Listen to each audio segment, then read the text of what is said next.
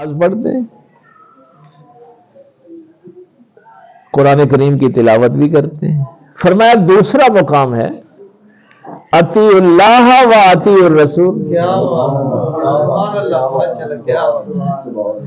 یہاں بھی دونوں حکم ایک جگہ ہے، اللہ کی اطاعت کرو اور اس کے رسول کی اطاعت کرو۔ اگر کسی نے یہ کہا کہ میں اللہ کی اطاعت تو کروں گا رسول کی نہیں کروں گا، تو اس کو اللہ کی اطاعت کا فائدہ نہیں ہوگا۔ اور تیسرا مقام یہ بیان فرمایا جو میں نے آیت پڑھی ہے، انشکر لی ولوالدیک۔ اللہ فرماتا ہے میرا شکریہ ادا کرو اور اپنے والدین کا شکریہ ادا کرو۔ تو آپ فرماتے ہیں کہ جو ساری زندگی اللہ کا تو شکر ادا کرتا رہے، ماں باپ کا نہ کرے تو اس کو اللہ کا شکر ادا کرنے کا فائدہ نہیں ہوتا۔ اب دیکھیے یہ ظاہراً چھوٹے چھوٹے 3 جملے ہیں، لیکن پوری ہماری زندگی اس کے اندر سموئی ہوئی۔ ہر روز ہم ان کو پڑھتے بھی ہیں۔ بس ایک ایک آیت جو ہے، چونکہ بہترین تفسیر میں نے کئی دفعہ آپ سے کہا ہے کہ بہترین تفسیر وہ ہوتی ہے جو قرآن کی قرآن سے کی جائے۔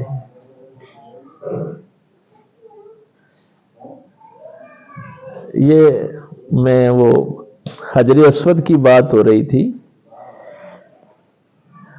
یہ پہلے حجر ابید تھا، اسود نہیں تھا۔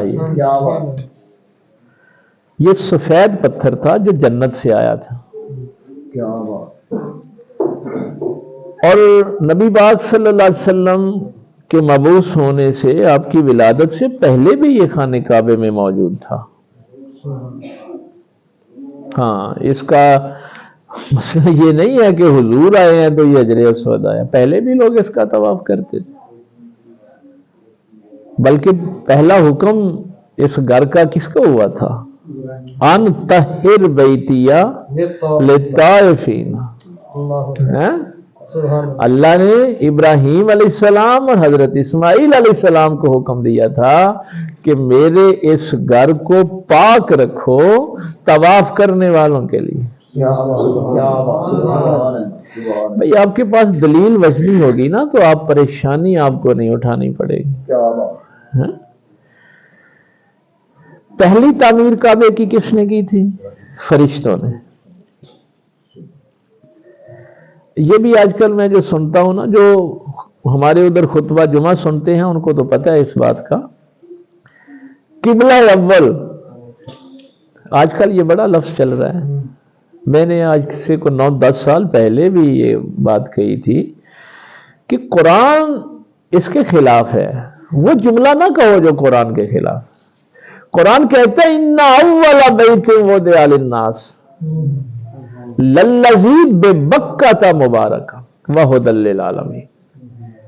اس زمین پر جو انسانوں کی ہدایت کے لیے پہلا اللہ کا گھر بنایا گیا وہ مکے میں ہے۔ وہ گھر جو ہے وہ مکے میں ہے، وہ فلسطین میں نہیں ہے۔ ابھی جو ہم درس قرآن میں بتا رہے تھے کہ یہ تو حضرت داؤد علیہ السلام نے شروع کیا تھا، حضرت سلیمان علیہ السلام نے اس کو مکمل کی، اور انہوں نے اس کو بنایا کہ یہاں پہ موسیٰ علیہ السلام کا خیمہ تھا، اور بات تو پیچھے ابراہیم علیہ السلام کی ہو رہی ہے۔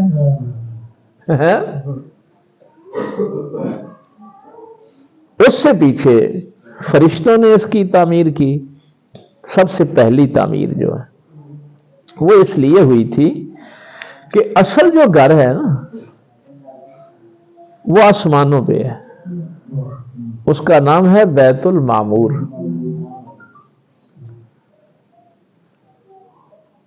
جو فرشتے زمین پہ آئے تھے انہوں نے یہ عرض کی تھی کہ مولا کریم، آسمان والے فرشتے تو تیرے گھر کا طواف کرتے ہیں، آج وہ چونکہ فرشتوں کا میرا موضوع نہیں ہے، بیت المعمور میں اذان حضرت جبرائیل علیہ السلام دیتے ہیں،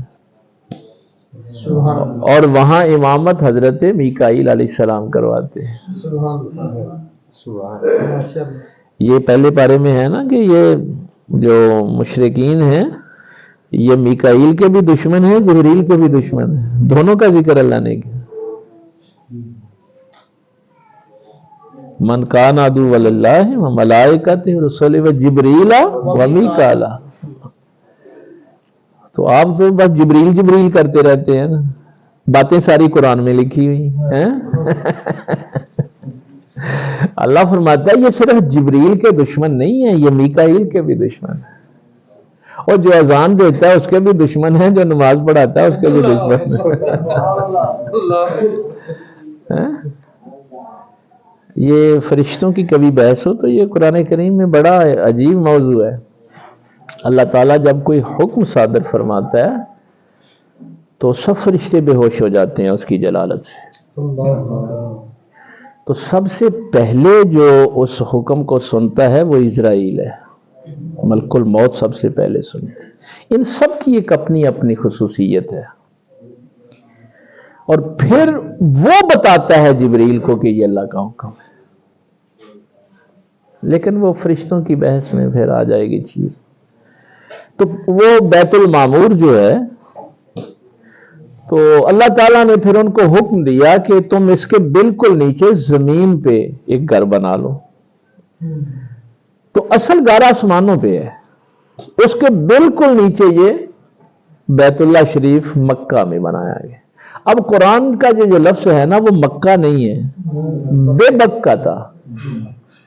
تو اس کی وجہ مفسرین نے کہ قرآن نے اس کو بکہ لکھا ہے، ہم اس کو مکہ کہتے ہیں. تو وہ کہتے ہیں کہ یہ لفظ بکہ جو ہے نا یہ بکا سے نکلا ہے. بکا کا معنی ہوتا ہے رونا.